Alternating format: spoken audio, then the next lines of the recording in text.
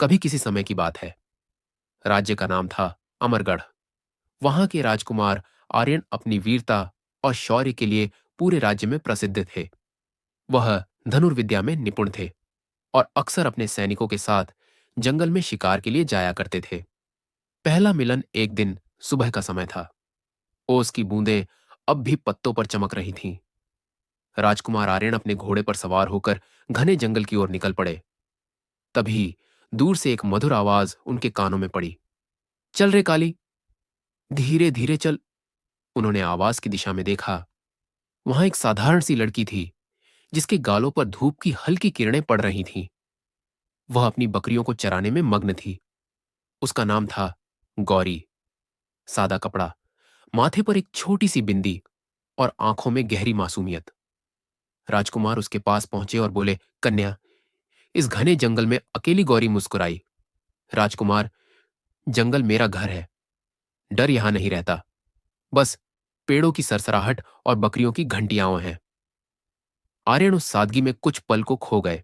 प्रेम की शुरुआत उस दिन के बाद आर्यन जब भी शिकार पर आते, गौरी से जरूर मिलने जाते। वह उसके लिए जंगली फूल तोड़ लाते और गौरी उन्हें अपनी बकरियों के गले में बांध देती। दोनों की बातें अब घंटों तक चलती, कभी सपनों पर, कभी जीवन की बातों पर।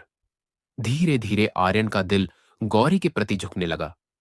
वह अब शिकार से ज्यादा उस छोटी झोंपड़ी के आसपास ही नजर आते।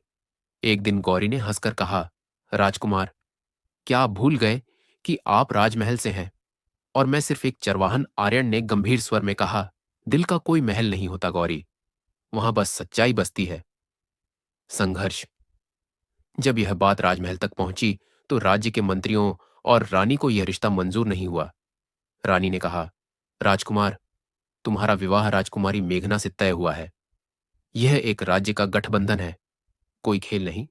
आर्यन ने कहा, मां, अगर सच्चे प्यार को छोड़कर मैं सिंहासन लूं तो वह राज्य मुझे स्वीकार नहीं करेगा।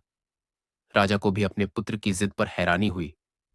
उन्होंने एक शर्त रखी, अगर वह लड़की अपनी बुद्धि, सच्चाई और साहस से खुद को योग्य साबित करे तो मैं इस विवाह को स्वीकार करूंगा।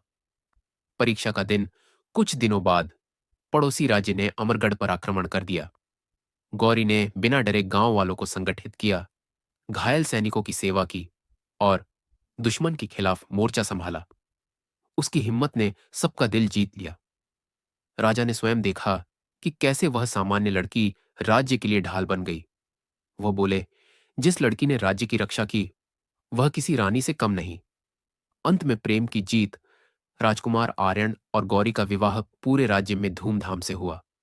लोग कहते हैं, जिस दिल में सच्चाई हो वहां रॉयल खून की नहीं, प्यार की पहचान होती है।